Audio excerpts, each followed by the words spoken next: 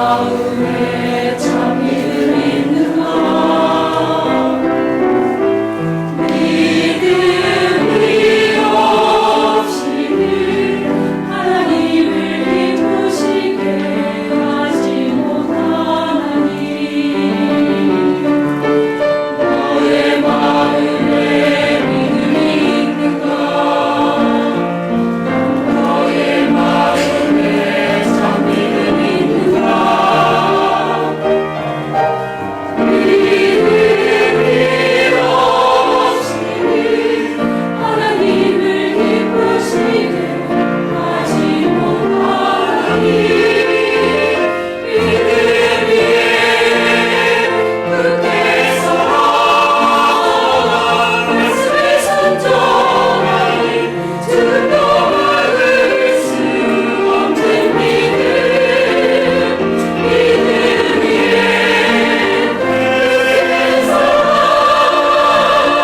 세상이 감당치 못할 믿음을 가지라.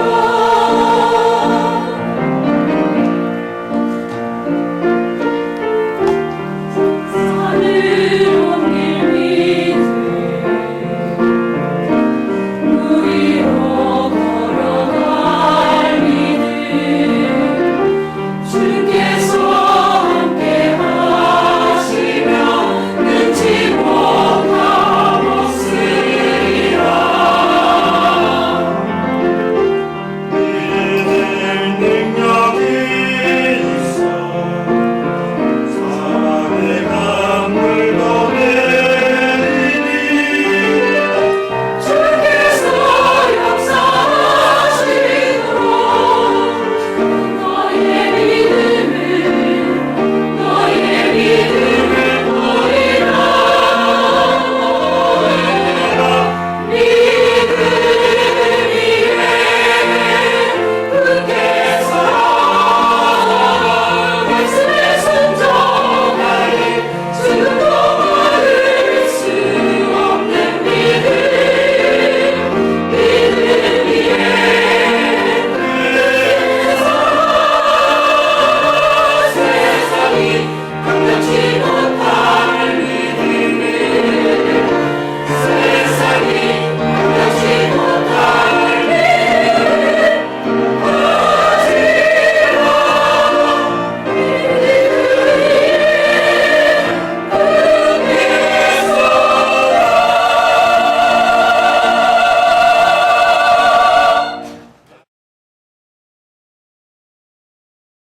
오늘 읽은 말씀을 가지고 정녕 내가 일꾼인가 하는 제목으로 함께 은혜를 나누려고 합니다.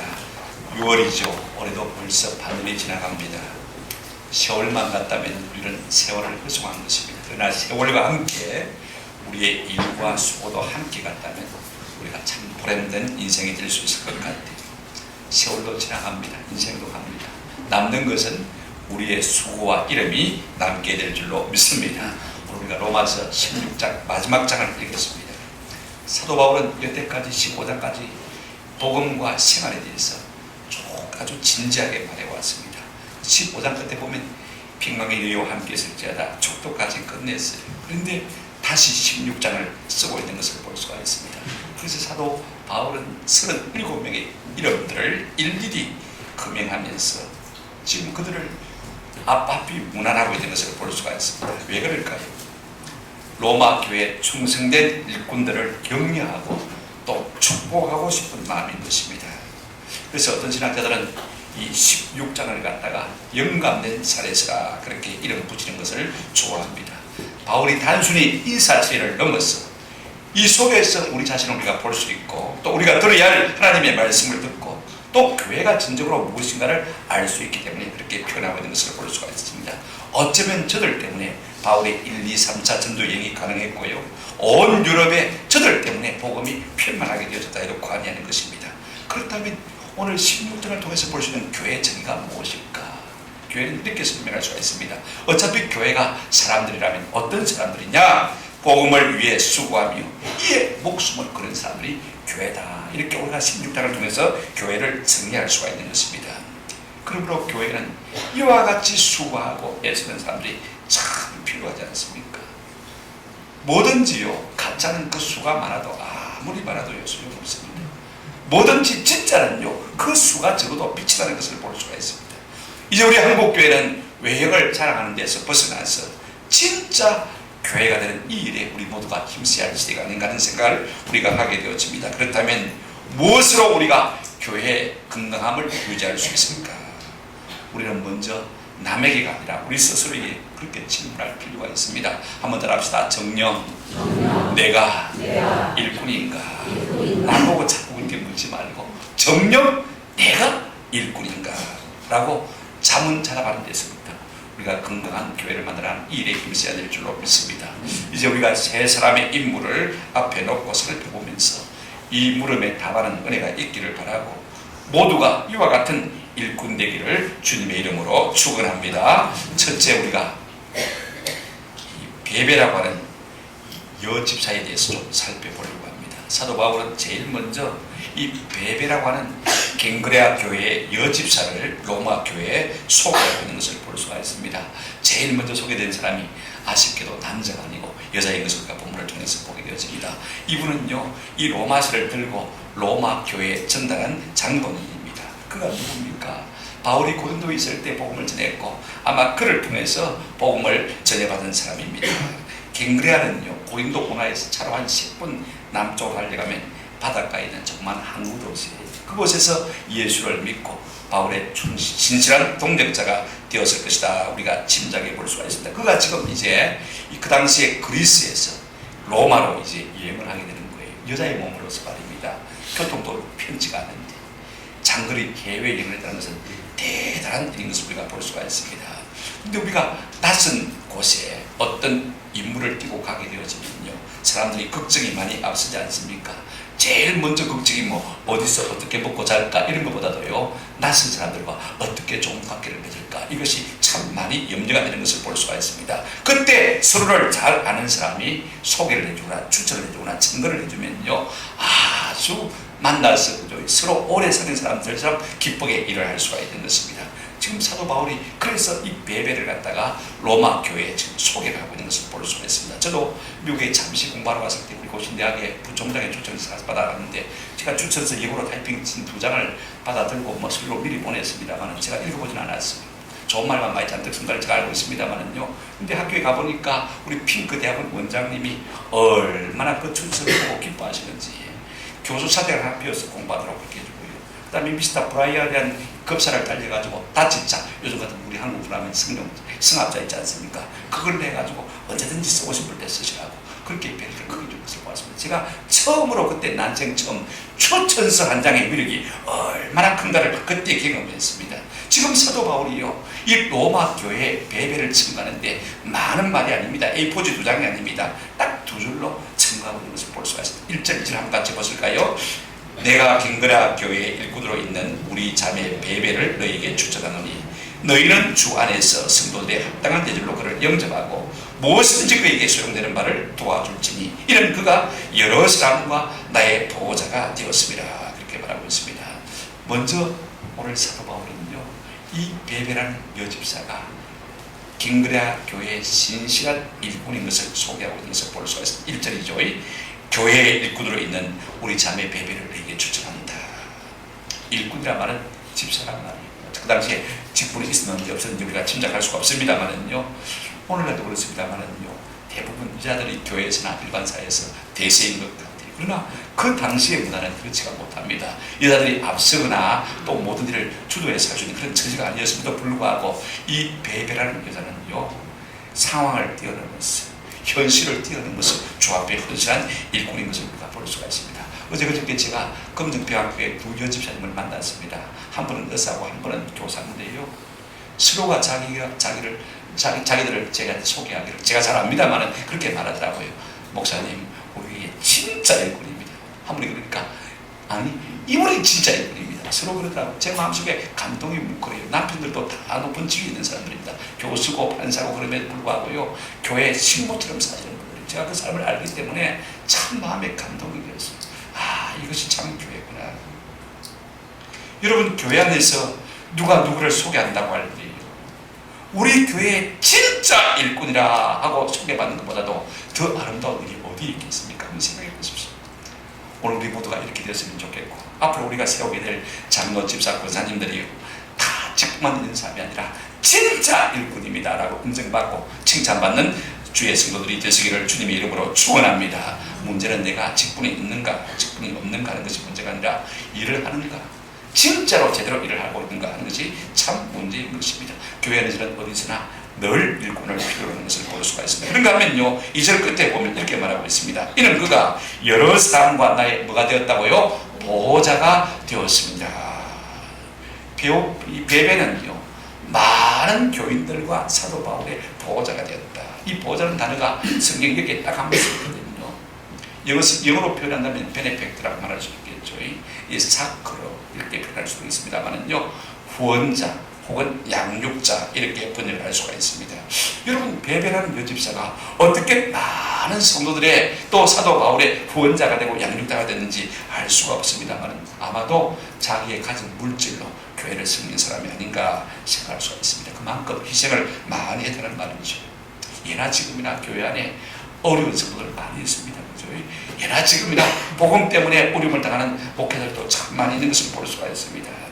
이들을 위한 후원자야말로 참으로 교회의 귀한 봉사자임에 틀림이 없는 것을 볼 수가 있습니다. 여러분, 누군가가 나를 지지해주고 누군가가 나를 구원해준다 그러면요, 우리가 받은 은사가 극대화될 수 있고 더 잘 주님을 섬길 수 있는 것입니다. 이런 분위기 가운데서 복음이 광할 수밖에 없는 것이지요. 그렇다면 오늘 베베와 같은 이와 같은 인물들을 교회가 어떻게 대할 것인가에 대해서 말하고 있습니다. 2절 여러분 보시기 바랍니다. 사도 바울이 이렇게 말하고 있습니다. 너희는 주 안에서 성도들의 합당한 예절로 그를 어떻게 하고요? 영접하고 무엇인지 그에게 수용되는 바를 말하고요? 도와주라. 무슨 말입니까? 오늘 우리는 주 앞에서 앞서서 힘써 봉사하는 사람들을 도와주기는 그냥, 존중하기는 그냥, 때로는 시기하고 질투한 나머지 자꾸 뒤에서 씹으려고 하는 경우가 참 많이 있습니다. 오늘 본문은 뭐라고 말해주고 있습니까? 이런 분들을 우리 교회에 가서 알아주고 그들의 모든 필요에 대해서 잘 말아 협력하라.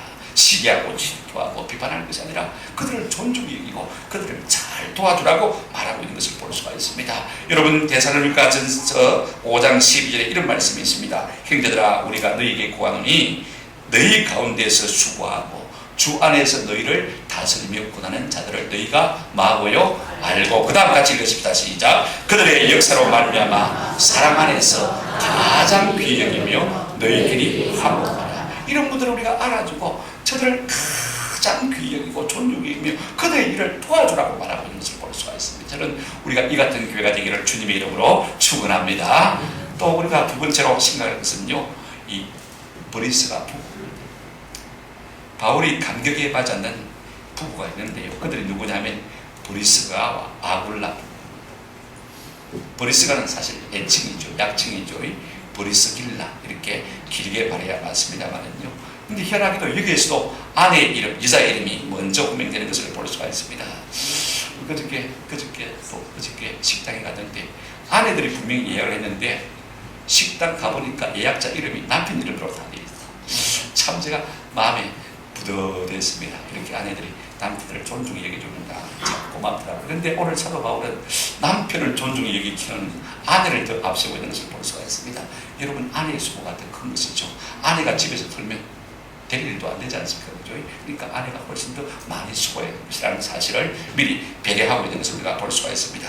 우리가 사도행전 18장에 보면 이들 부부가 사도 바울을 만나는 장면이 나와요. 주 52년경입니다. 글라우디우스 황제가 굉장히 유대인들을 싫어했어요. 그래서 로마 시내에서 유대인들을 다 촉출했습니다. 다 가라, 떠나가라. 그래가지고 이 브리스가와 아굴라 부부가 어디로 건너냐면 고린도로 건너왔습니다. 직업이 뭐죠? 천막을 만드는 직업입니다. 그런데 마침 아테네에서 바울이 이 고린도에 전도하러 왔습니다.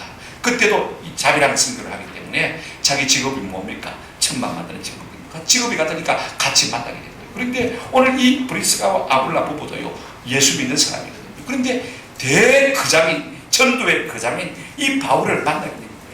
그리고 바울을 보면서 어떤 생각이 드냐면 내가 가진 은사를 가지고 저를 위해서 내가 최선을 다해서 도와야 되겠다. 두 부부가 그렇게 마음에 생각한 것입니다. 직업도 같이.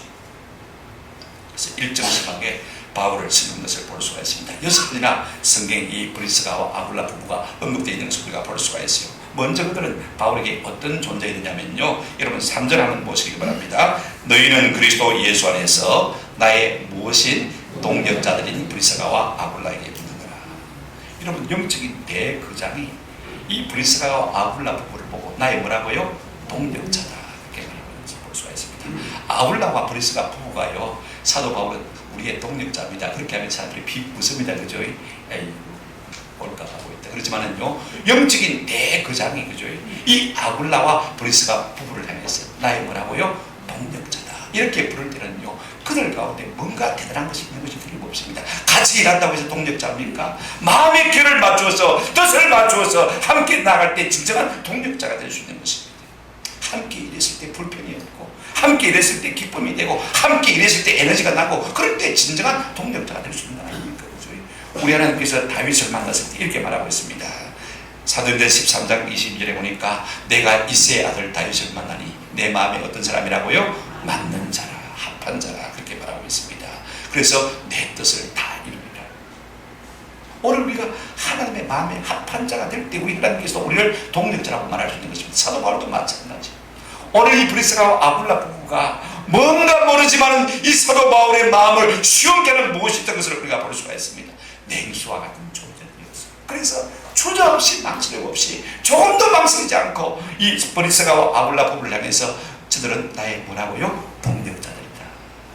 우리가 서로 간에 이렇게 동역자라고 부를 수 있는 은혜가 있기를 주님의 이름으로 축원합니다.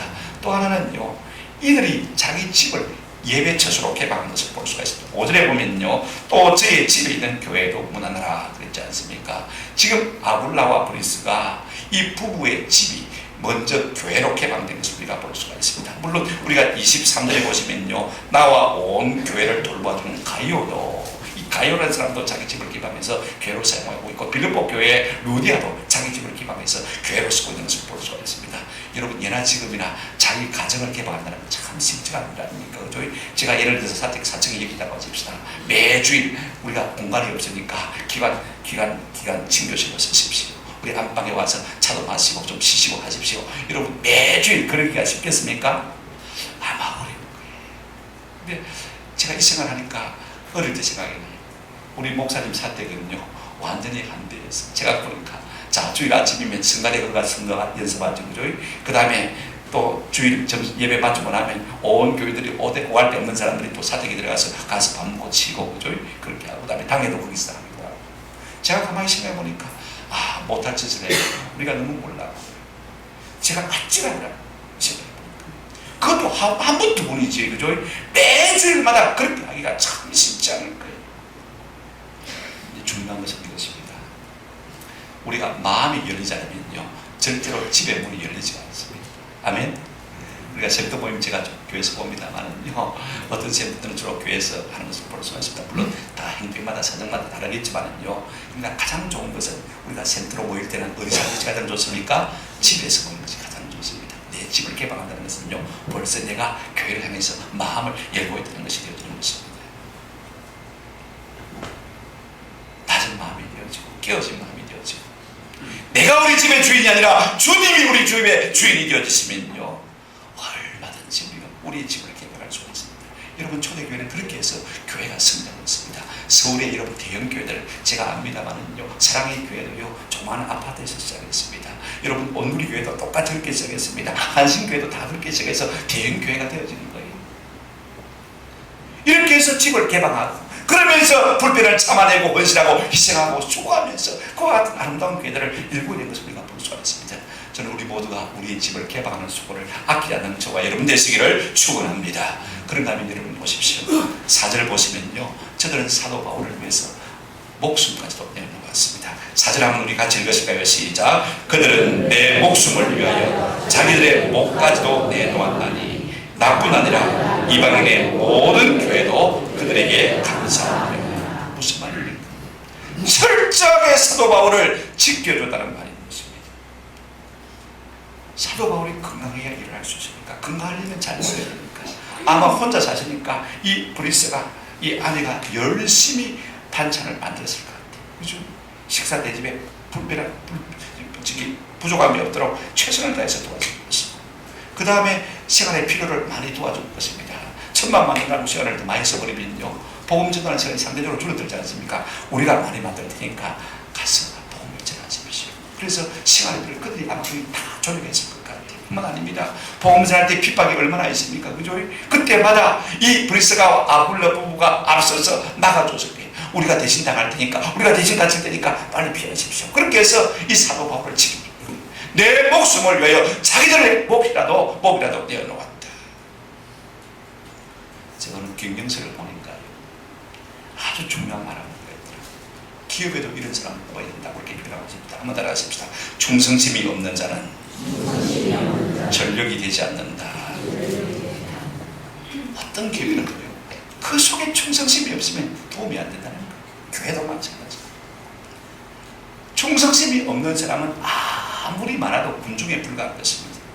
여러분, 그러나 이 브리스가와 아굴라 같은 부부 두 성령만 있어도요, 하나님의 교회는 놀라운 역사가 일어나는 줄로 믿습니다. 이사야 60장 22절에 이렇게 말씀하고 있습니다. 그 작은 자가 몇 명을 이루고 있고요, 1000명을 이루고 있고, 그 약한 자가 어떻게 할 것이라고요? 강국을 이룰 것이라. 때가 되면 나 여호와가 말이라 속히 이루리라. 이렇게 헌신된 자 한두 사람은 있어 하나님이 들어서 그를 1000명을 이루게 하시고 강국을 이루게 하실 것이라. 아멘. 이와 같은 신실한 사람들이 필요한 것입니다. 그렇다면 사도 바울은 무엇 때문에 앞에 이렇게 안부를 전하면서 부자적인 설명들을 하고 있을까? 저기 사도 바울의 마음속에는요, 너희도 저들처럼 그렇게 복음을 위하여 살아라 하는 그 무언의 메시지가 들어있는 줄로 믿습니다. 그렇다면 우리 역시 좀 우리가 그렇게 살아가는 필요가 있지 않겠습니까? 세 번째로 이제 수고한 여성도 말에 대해서 우리가 좀 살펴보려고 합니다. 6절을 한번 같이 보시겠습니다. 같이 읽겠습니다. 시작. 너희를 위하여 많이 수고한 마리아에게 문안하라. 사람들은 다 나름대로 내가 제일 수고하고 애쓴다고 생각하고 있습니다. 그러나 객관적인 평가는 그렇지 않을 때가 참 많지 않습니까? 여러분, 나는 잘 몰라도요, 다른 사람들은 내가 얼마나 애쓰고 수고하는지 객관적으로 정확하게 평가하는 것을 볼 수가 있습니다. 오늘 우리가 이 로마서 16장을 보게 되어지면요, 이름만 쓰고 그냥 지나가는 사람이 있는다면 자그마한 칭찬이 있기도 하고 또 특별한 칭찬이 있는 것을 볼 수가 있습니다. 여러분 보십시오. 브리스가와 아굴라 부부에게는요, 최상의 칭찬하고 있는 것을 볼 수가 있습니다. 13절 한번 보시면요, 이렇게 말하고 있습니다. 주 안에서 택하심을 입은 루포와 그의 어머니에게 권하라. 그의 어머니는 곧 뭐라고요? 내 어머니라. 이 알렉산드로와 루포의 어머니 참 사도들이 칭찬되는 사람입니다. 그의 어머니 곧 누구라고요? 내 어머니라. 여러분, 저분은 내 영적인 어머니입니다. 이 칭찬이 예사 칭찬이 아니지 않습니까? 사도 바울 같은 거장이 그렇게 말할 때는요, 대단한 칭찬이 틀림이 없는 것입니다. 그런데 여러분, 오늘 6절에 마리아를 표현할 때 어떻게 표현하고 있습니까? 마리아를 향해서 많이 만자 수고한 자, 그렇게 표현하고 있습니다. 여러분, 보통 수고한 것과 많이 수고한 것에는 하늘과 땅의 차이가 있습니다. 여러분, 나는 많이 수고한 것 같지만요, 객관적인 차이가 부담이 있다는 것을 말씀드렸지 않습니까? 우리가 이걸 보려면 12절 한번 보시기 바랍니다. 12절 같이 한번 읽어보실까요? 시작. 주 안에서 수고한 드루베나와 드루보사에게 문안하라. 주 안에서 많이 수고하고 사랑하는 보스에게 문안하라. 표현이 같습니까? 조금 틀립니까? 조금 틀리죠. 보세요. 자, 드루베나 드루보사, 앞에 드루라는 단어가 있으니까 아마 같은 자매 같아요.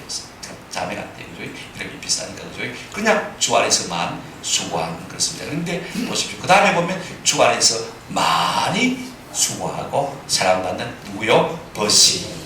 이 편지를 읽을 때, 이 편지를 들은 드루베나와 드루보시 참 다행이긴 합니다. 자기 이름이 들어갔으니까요. 그런데 버시라는 이름의 설명을 들으면서 주 안에서 많이 수고하고 사랑하는 버시에게 문하라 이렇게 쓰는 것을 들으면서 어떤 생각을 했겠습니까? 내가 진작에 좀 더 충성할까? 그러면 여기 한마디 더 부사가 붙었을 텐데 그런 생각을 하지 않았겠습니까? 여러분, 느헤미야 3장을 보게 되시면요, 바벨론 포로에서 돌아온 사람들이 이제 예루살렘 성벽을 재건하는 것을 볼 수가 있습니다. 22그룹으로 나눠서 이제 다 바삐 이제 성벽을 재건하는 데 보면요, 23그룹의 사람들이 나타나는 것을 볼 수가 있습니다. 그런데 여러분, 거기 보면요, 유일하게 힘써라는 단어가 딱 한 곳에 나오는 것을 볼 수가 있습니다. 3장 20절입니다. 제가 읽어드리겠습니다. 그 다음은 삽배의 아들 바룩이 한 부분을 힘써 중수하여 성구비에서부터 대제사장 엘리야삽의 집 문에 이르렀고 어떻게 중수했고요? 힘써 중수했다. 22그룹에 하나도 힘써 중수했다는 말이 없는데 오늘 여기에 바룩이라는 것에 와서는요, 이 느헤미야가 힘써 중수했다. 사람은 몰라도 하나님은 보고 계신 줄로 믿습니다. 여러분, 우리가 그런 사람이 됐으면 참 좋겠다 싶은 생각이 들어요. 여러분, 사도라고 해서 다 같은 사도가 아닙니다. 저는 사도 바울의 이 말을 참 좋아합니다. 고린도전서 15장 10절에 이렇게 말하고 있습니다. 그러나 내가 나 된 것은 하나님의 은혜로 된 것이니 내게 주신 그의 은혜가 헛되지 않아요.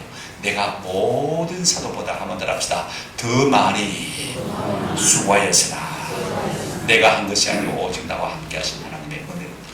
하나님의 은혜가 오면 남보다 더 많이 수고하는 사람이 될 줄로 믿습니다. 그런가 하면 저는 바울의 이 고백을 좋아합니다. 고린도후서 11장 23절입니다. 이렇게 말하고 있습니다. 그들이 그리스도의 일꾼이냐 정신없는 말을 하거니와 나는 더욱 그러하도다. 내가 수고를 한번 더 합시다. 내가 수고를 넘치도록 하고 내가 수고를 넘치도록 하고. 사도라고 해서 다 똑같은 사도가 대충 했느냐, 더 많이 수고했느냐, 넘치도록 했느냐, 이 표현이 참 중요한 것입니다. 오늘 이 같은 의미가 있기를 주님의 이름으로 축원합니다. 성도는요, 더 많이 시간 일에 애쓰는 사람인 것을 볼 수가 있습니다. 복음을 위해서 더 많이 애쓰고 수고한 사람이 성도예요. 고린도전서 15장 58절에 보니까 사도 바울이 우리에게 이렇게 고민하고 있습니다. 그러므로 내 사랑하는 형제들아 견실하며 흔들리지 말며 항상 주의 일에 어떻게 하는 자 더욱 힘쓰는 자들이니라. 아멘. 항상 했다가 안 했다가 항상 주의 일에 어떻게 해요? 더욱 힘쓰는 자가 되라. 이는 너희 수고가 주 안에서 헛되다 안 되다? 헛되지 않은 줄을 마음이라 알미라. 여러분, 주 안에서 수고는 결단코 헛되지 않습니다. 모든 것은 다 씨를 뿌리는 거예요. 심는 거예요. 언젠가는 주 안에서 거두게 될 줄로 믿습니다. 이 같은 소망을 가지고 우리가 주 안에서 더욱 힘쓰는 은혜가 있으면 참 좋겠습니다. 그래서 사도 바울은 골로새서 1장 12절에 이렇게 말하고 있습니다. 이를 위하여 나도 내 속에서 역사하시는 이의 역사를 따라 한번 따라 하십시다. 힘을 다하여 수고하노라. 힘을 다하여 수고하노라. 몸사람 안 되지. 내일 바쁜데 괜히 해가지고 막 힘 빼가지고 오늘 내일 일 조져가지고 그래가지고 대충 하지 말고 힘을 다하여 만다고요? 수고하니라. 이것이 성도의 삶입니다. 이런 수고에는 주의 긍휼과 상급이 있습니다. 자, 한 사람 제가 예로 들어볼게요. 디모데후서 1장 16절부터 18절 보면 사도 바울이 한 사람을 기가면서 그를 위해서 기도하고 있는 것을 볼 수가 있습니다. 어떤 사람이냐면 오네시포로라는 사람입니다. 원컨대 주께서 오네시포로의 집에 긍휼을 베푸시옵소서. 그가 나를 자주 격려해주고 내가 사설에 매인 것을 부끄러워하지 아니하고, 그 다음 보십시다. 로마에 있을 때 나를 부지런히 찾아와 만났습니다. 그 다음 절까지 읽겠습니다. 시작. 원하건대 주께서 그로하여 그날에 주의 긍휼을 입게 하여 주옵소서.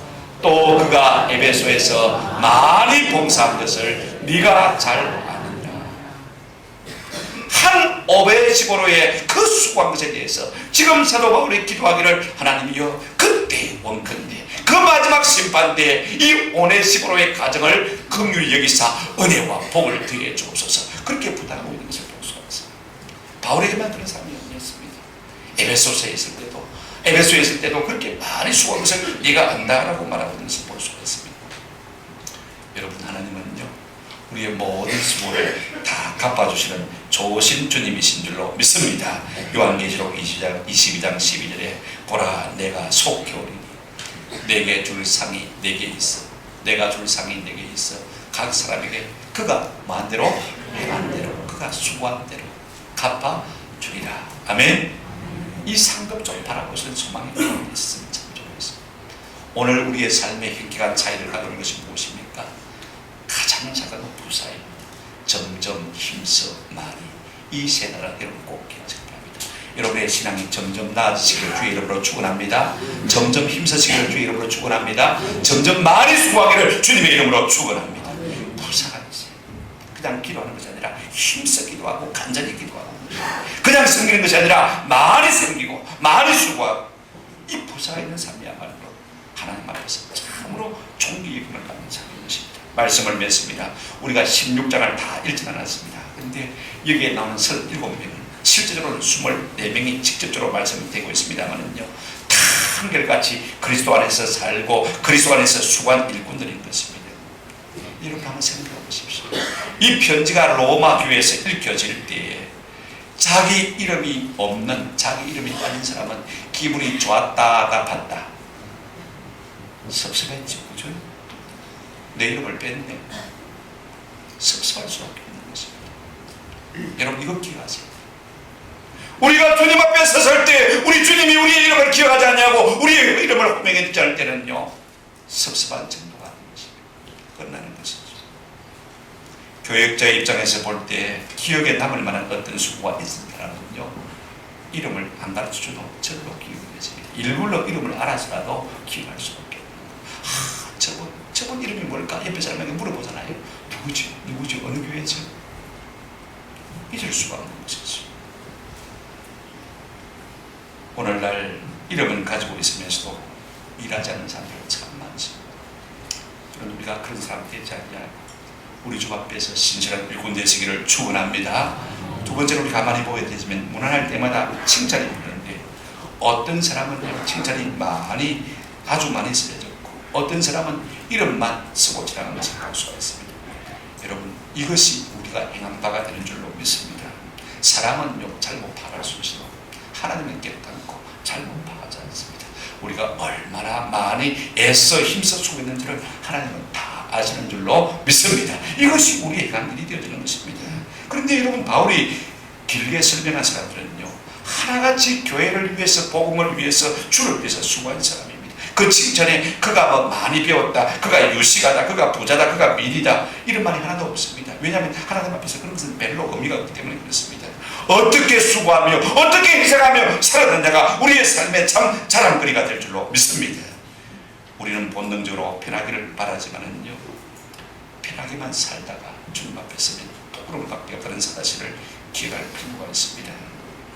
일부러 우리가 복음을 위하여 고생할 수가 있으면요, 더욱 좋겠다 싶어요.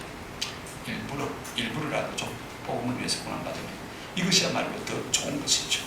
그러나 그럴 수가 없다면 이미 나에게 주어진 수고나 고생을 싫다고 불평하거나 원망하지 않고 피하지 않고 묵묵히 감당하는 은혜가 있기를 주님의 이름으로 축원합니다. 일제시대 때 우리 주기철 목사님, 최건동 목사님, 유희택 목사님 등 많은 분들이 이제 감옥에 잡혀갔습니다. 신사참배 반대하고 자꾸 전도한다. 그때 우리 최건동 목사님하고 같이 전도하고 신사참배를 반대한 김교순 장로님이라고 계셨는데, 이분이 목사님들은 다 잡아가고 똑같이 내가 복음을 위해서 있었는데 장로라고 나를 안 잡아가니까요, 순사를 대놓고 뒤에다가 고함을 치겠다고. 그게 기록이 나오더라고요. 교회에서 나오는데 뭐라고 고함 치는지 아십니까?